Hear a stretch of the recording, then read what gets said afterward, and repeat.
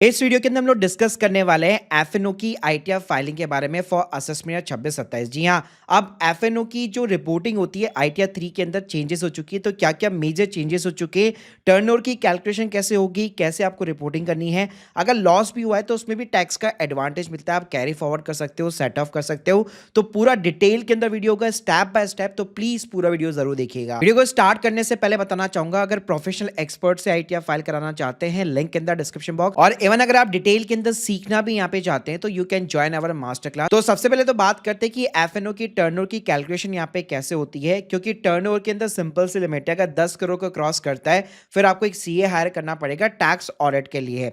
तो यहाँ पे सिंपल सी बात है, टर्नओवर का मतलब होता है एब्सोल्यूट प्रॉफिट। जैसे अगर आपने निफ्टी फ्यूचर्स या ऑप्शन वॉटेवर जो भी बाई किया है तो उसके अंदर आपका जो भी पी एंड एल है, चाहे लॉस है चाहे प्रॉफिट है, सिंपली लॉस को भी आपको ऐड ही करना है। यानी अगर लॉस 8,000 रुपए का है, प्रॉफिट 10,000 रुपए का है एक ट्रांजेक्शन के अंदर, तो टोटल दोनों को आपको ऐड करना है और वही आपका टर्नओवर यहाँ पे माना जाएगा। अब ये चीजें ना आपको वैसे मैनुअल करने की जरूरत नहीं पड़ती है, क्योंकि एफएनओ की tax P and L report एकदम रेडीमेड मिलती है। तो जो भी आपका ब्रोकर अकाउंट है वहां पे सिंपली आप रिपोर्ट सेक्शन में चले जाइए और वहां पे अगर आप देखेंगे तो सिंपली तरीके से आपको एफएनओ की टैक्स रिपोर्ट देखने को मिल जाती है। तो चाहे ग्रो है, जीरोदा है, एंजल वन है, सब में आपको देखने को मिलेगी। तो इन रिपोर्ट्स के अंदर होता है क्या है, यहाँ पे आप देख सकते हैं स्क्रीन के सामने एफएनओ, जब आप रिपोर्ट यहाँ पे खोलेंगे तो उसके अंदर आपका जो भी लॉस है चाहे प्रॉफिट है वो देखने को मिलेगा, प्लस आपको अपना टर्नओवर भी देखने को मिलेगा। अब एफएनओ प्रॉफिट लॉस की टैक्सेबिलिटी को एक बार समझ लीजिए, फिर मैं आपको आईटीआर फाइलिंग बताऊंगा। तो यहाँ पे सिंपल सा, यहाँ पे जो नॉर्मल स्लैब रेट्स होती है उसी के अकॉर्डिंग यहाँ पे आपका टैक्स लगता है। तो अभी राइट नाउ अगर मैं बात करूँ तो 12 लाख रुपए तक गवर्नमेंट आपको रिबेट यहाँ पे प्रोवाइड करती है। तो अगर आपका नेट प्रॉफिट 12 लाख रुपया उसके नीचे, तो आपको कोई भी टैक्स पे करने की जरूरत यहाँ पे नहीं पड़ने वाली है। लेकिन अगर आप 12 लाख को क्रॉस करते हैं तो उसके अकॉर्डिंग फिर आपका स्लैब रेट के अकॉर्डिंग टैक्स लगेगा कि 12 से 16 पे 15% हो गया, 16 से 20 पे 20% हो गया। यानी जो भी स्लैब रेट है न्यू टैक्स के अंदर उसके अकॉर्डिंग आपका टैक्स लगेगा। तो जैसे आपकी सैलरी के इनकम पे एफडी के इंटरेस्ट पे टैक्स लगता है, वही सेम फंडा यहाँ पे एफएनओ के नेट प्रॉफिट के ऊपर भी लगता है। तो चलिए यहाँ पे मैं आपको सीधा ले चलता हूँ लाइव आईटीआर फाइलिंग के ऊपर। तो आपको पोर्टल के ऊपर सबसे पहले लॉगिन कर लेना है, इनकम टैक्स रिटर्न के अंदर जाना है, फाइल इनकम टैक्स रिटर्न। यहाँ पे सिंपली आपको 2627 सेलेक्ट कर लेना है, मोड आपका ऑनलाइन रहेगा, कंटिन्यू कीजिएगा, स्टार्ट न्यू फाइलिंग, स्टेटस जो है आपका इंडिविजुअल रहेगा। यहाँ पे सिंपली आपको आईटीआर 3 फॉर्म जो है सेलेक्ट कर लेना है, प्रोसीड करना है, ओके बटन पे क्लिक करना है, लेट्स गेट स्टार्टेड करना है। अब यहाँ पे देखेंगे तो रीजन पूछेगा, तो यहाँ पे सिंपली आप अदर रीजन सेलेक्ट कीजिएगा आईटीआर फाइल करने के लिए, कंटिन्यू कीजिए। अब यहाँ पे ना आपको शेड्यूल सेलेक्ट करने हैं, तो आपको जाना है इनकम वाले कॉलम के अंदर। अब यहाँ पे देखिए अगर आप एक सैलरी पर्सन है और एफएनओ भी वगैरह कर रहे हैं तो यहाँ पे आपको सैलरी का शेड्यूल सेलेक्ट करना है, और होम लोन के बेनिफिट्स भी अगर आप लेना चाहते हैं, रेंटल इनकम भी रिपोर्ट करना चाहते हैं तो हाउस प्रॉपर्टी आपको सेलेक्ट करना है। इसके अलावा इक्विटी के ऊपर कैपिटल गेन है आपका, आपने म्यूचुअल फंड्स बेचे हैं, इक्विटी शेयर्स बेचे हैं, तो शॉर्ट टर्म है लॉन्ग टर्म है, तो इस केस में आपको इन दोनों शेड्यूल को भी सिलेक्ट कर लेना है। बाकी आपको कोई भी शेड्यूल यहाँ पे छेड़ने की जरूरत नहीं है, सिंपली आप कंटिन्यू कीजिए। कुछ क्वेश्चन पूछेगा, इसको आप स्किप कर दीजिएगा। अब आप देखेंगे सारे यहाँ पे शेड्यूल खुल चुके, तो इस शुरुआत करते जनरल इन्फॉर्मेशन के साथ। अब सबसे पहला काम यहाँ पे आपको ये करना है, फाइलिंग स्टेटस में जाना है, ड्यू डेट आपको 31 अगस्त यहाँ पे सेलेक्ट कर लेनी है, फाइल अंडर सेक्शन 139 सबसेक्शन 1 ही रहेगा। उसके बाद में ये पूछेगा कि क्या आपकी income from business and profession है। तो देखो एफएनओ का जो हमारा प्रॉफिट होता है वो बिजनेस एंड प्रोफेशन के अंदर ही काउंट होता है, तो आपको इसको नो की जगह सिंपली आपको यस करना है। तो जैसे आप यस करेंगे तो ये पूछेगा क्या लास्ट ईयर आपने फॉर्म 10IA फाइल किया था, ओल्ड टैक्स स्कीम क्या आपने अडॉप्ट की थी। तो अगर आपने ऐसा कुछ भी नहीं किया या फर्स्ट टाइम यहाँ पे आईटीआर फाइल कर रहे हैं, लास्ट ईयर ऐसा कुछ भी नहीं था, आपने आईटीआर 1 यहाँ पे सिंपल सी फाइल की थी या आईटीआर 2 फाइल की थी, तो उस केस में सिंपली आपको इसको हमेशा नो रखना है। उसके बाद में ये पूछेगा क्या करंट असेसमेंट ईयर के लिए भी क्या आप न्यू टैक्स स्कीम के अंदर ही आईटीआर फाइल करना चाहते हैं। तो अगर आप नो करेंगे तो आपको न्यू टैक्स स्कीम के अंदर ही आईटीआर फाइल करने को मिलेगी। तो 12 लाख रुपए का जो बेनिफिट है ध्यान रखिएगा वो न्यू टैक्स स्कीम के अंदर ही मिलेगा। तो अगर 12 लाख के नीचे का प्रॉफिट है और टोटल इनकम भी 12 लाख के नीचे, तो आपको ज्यादा सोचने की जरूरत नहीं है, इन दोनों ऑप्शन को आपको सिंपली नो रखना है। उसके बाद में यहाँ पे रेजिडेंशियल स्टेटस पूछेगा, तो 182 डेज वाली कंडीशन को यहाँ पे आप सेलेक्ट कर लीजिए। इसके बाद में काफी सारे क्वेश्चन है, आप किसी कंपनी के अंदर पार्टनर है या डायरेक्टर वगैरह है, तो इन सभी के जवाब यस नो के अंदर दे सकते हैं, मोस्टली सभी के जवाब नो के अंदर रहेंगे। उसके बाद में आती है ऑडिट की इन्फॉर्मेशन। तो सबसे पहले बुक्स ऑफ अकाउंट्स के लिए यहाँ पे पूछता है, तो एफएनओ की हम लोग जो रिपोर्टिंग करते कभी भी प्रेजेंटेटिव बेसिस पे नहीं कर पाएंगे हम लोग, अगर लॉस भी है तो यहाँ पे सिंपली आपको यस बटन पे क्लिक करना है। उसके बाद में अगर आपकी और कोई भी बिजनेस इनकम है जिसको आप 8% 6% का प्रॉफिट लेना चाहते हैं तो उस ऑप्शन के लिए आप यस कर सकते हैं, वरना इसको आप नो रखिएगा। साथ में यहाँ पे आपका बिजनेस से कितना आपका टर्नओवर है, तो मैंने बताया था देखो डिजिटल टर्नओवर रहता है एफएनओ के अंदर नॉर्मली अगर 10 करोड़ को क्रॉस करेगा तो टैक्स ऑडिट आपको करवानी पड़ेगी। तो जितना भी आपका टर्नओवर है up to the 1 crore rupees है तो आप वो सेलेक्ट यहाँ पे कर सकते हो, या 1 से 10 करोड़ के बीच में, तो उस अकॉर्डिंग ऑप्शन सेलेक्ट करना है। और ध्यान रखिएगा ये ऊपर वाला जो क्वेश्चन है उसी का बेसिकली ये पार्ट है। उसके बाद में आप क्या आप ऑडिट के लिए लाइबल हो, तो ऑब्वियसली आप लाइबल नहीं हो। अगर आप लाइबल होते तो फिर आप सीए से यहाँ पे आईटीआर वगैरह फाइल कराते, उससे आपको टैक्स ऑडिट वगैरह करानी पड़ती। उसके बाद में यहाँ पे आपको नेचर ऑफ द बिजनेस डालना है, तो आपको ऐड बटन के ऊपर क्लिक करना है। अब यहाँ पे आपको कोड सेलेक्ट करने के लिए बोलेगा, तो कोड के अंदर आपका क्या करना है, अगर आप नीचे नीचे की साइड में आप जाएंगे तो यहाँ पे आप देख सकते हैं 21010 पे फ्यूचर एंड ऑप्शन ट्रेडिंग का ऑप्शन मिल जाता है। तो सिंपली यहाँ पे आप अपना पर्सनल नाम डालिए और यहाँ पे आप डिस्क्रिप्शन डाल सकते हैं एफएनओ ट्रेडिंग का। तो यहाँ पे कोड आपको ध्यान से सेलेक्ट कर लेना है। उसके बाद में बैंक डिटेल्स जो है आपकी प्रीफिल्ड रहेगी, सिंपली आप कंफर्म कर दीजिए। अब उसके बाद में सीधा हमें जाना है यहाँ पे पार्ट 8 ट्रेडिंग अकाउंट के अंदर।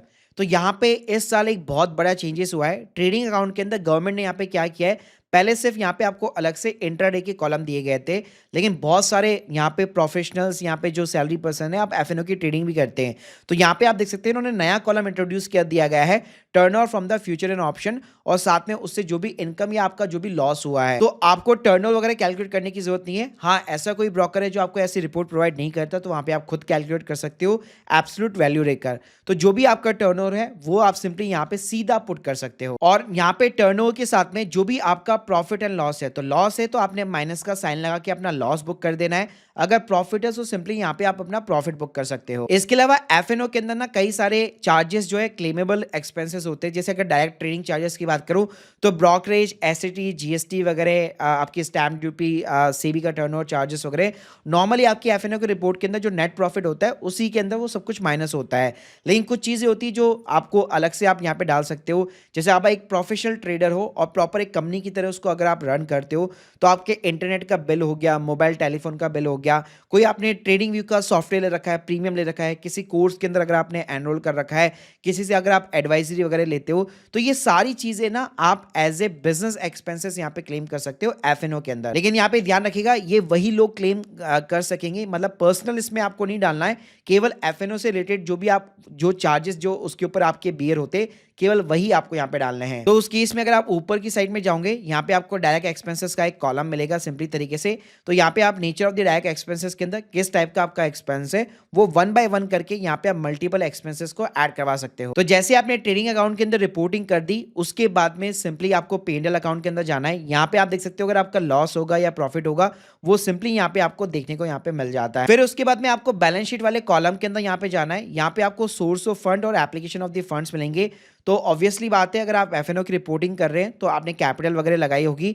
तो अगर आपने एक प्रॉपर्टी टाइप एक थोड़ी बहुत भी बैलेंस शीट वगैरह बना रखी है तो सिंपली आप अपनी प्रोप्राइटर कैपिटल वगैरह या अगर आपका प्रॉफिट वगैरह तो उस अकॉर्डिंग यहाँ पे आप रिपोर्ट कर सकते हो। और सेम चीज आप एप्लीकेशन ऑफ फंड्स के अंदर भी प्रॉफिट एंड लॉस एक्लूमेट जो बैलेंस है उसके अंदर आप डाल सकते हो। तो इस चीजें तरह से आप रिपोर्ट कर सकते हो। तो जैसे ये चीजें हो जाती है उसके बाद में तो देखो बाकी जो चीजें आपका अगर शेड्यूल सैलरी का है तो सैलरी की इनकम अगर आपकी है तो यहाँ पे आपको प्रीफिल्ड देखने को मिल जाती है। हम लोगों ने न्यू टैक्स सिम सेलेक्ट यहाँ पे किया हुआ है तो कुछ भी खास अलाउंसेस यहाँ पे आपको देखने को नहीं मिलते, मतलब एग्जेम्प्टेड अलाउंसेस नहीं मिलते, एचआरए एलटी वगैरह ऐसा कुछ नहीं देखने को मिलता। फिर आपका शेड्यूल जो हाउस प्रॉपर्टी होता है उसके अंदर भी न्यू टैक्स सिम के अंदर होम लोन का बेनिफिट देखने को नहीं मिलता।